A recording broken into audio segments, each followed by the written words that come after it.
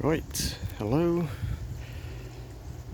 I'm now starting to tidy up and clear out my centre bed, which is really supposed to be for some, it's supposed to be a small palm bed, but obviously with the palms being as small as they are, they're not much interest, so there's some other things going on, but with the cannas, which they've taken over a little bit, so I want to lift them out. So sort of overwintering for cannas if you're not in a climate where they're going to survive. Obviously they've been in situ for probably 3 years, and I don't really fertilise them or water them too much, so that they're not huge. We've got the standard Tropicana and Tropicana Gold, so I'm going to lift them. Like I say, if you are in a climate where they'll survive, it's just a case of mulching over and cut them back as they die off, but which is what I normally do. But like I say, because I want to move them, I'm going to dig them up, pot them in some spent compost just to protect them over winter. And they'll sit on the floor of the unheated greenhouse, so they'll be nice and cool. And I'll just check on them maybe once a month to make sure they're not drying out too much, because they can desiccate and shrivel up. So it's best to not keep them wet, but just very slightly moist, nice and plump. But again, you don't want them rotting off, so that's a bit of a balancing act there.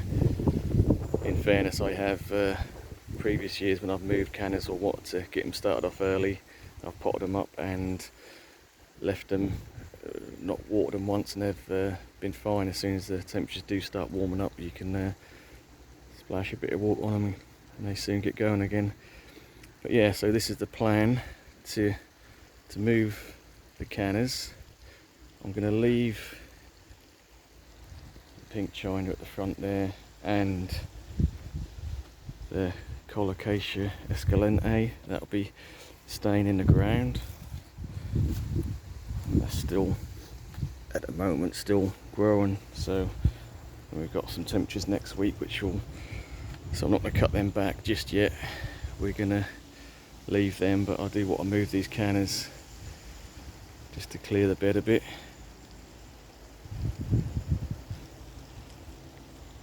And obviously, like I said, I will be moving the bird of paradise cannas at the back because they're far too big for that, but I'm going to leave them for probably another couple of weeks till we get a frost, let them get frosted off, because they're still got flowers on and there's still some new flower stems or flower space to open up, so we'll leave them for now. They're still looking good, but yeah, just to start clearing out the little bits in the bed here, just to let the palms breathe a bit over winter. Obviously the coleus will die back and be gone, they won't survive the winter. Sweet potato vine I'll leave in place, we'll see what happens with that. I've not had one come back yet, but you never know, depending on the winter. The impatiens, they have been known to self-seed and start growing again next year, but obviously the plant itself will die off over winter. So yeah, I just want this centre bed a bit clearer next year to allow the palms to get full sun and breathe a bit.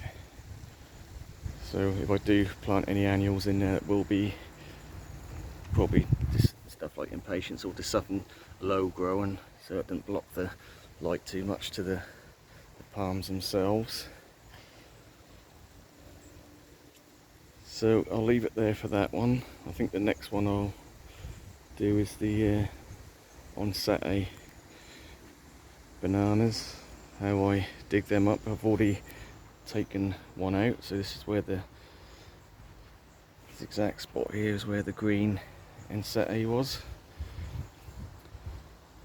So I dug it out yesterday and cut it back, so I'll do another video and show you what it looks like now compared to the other red insetties I've got. They're both exactly the same care.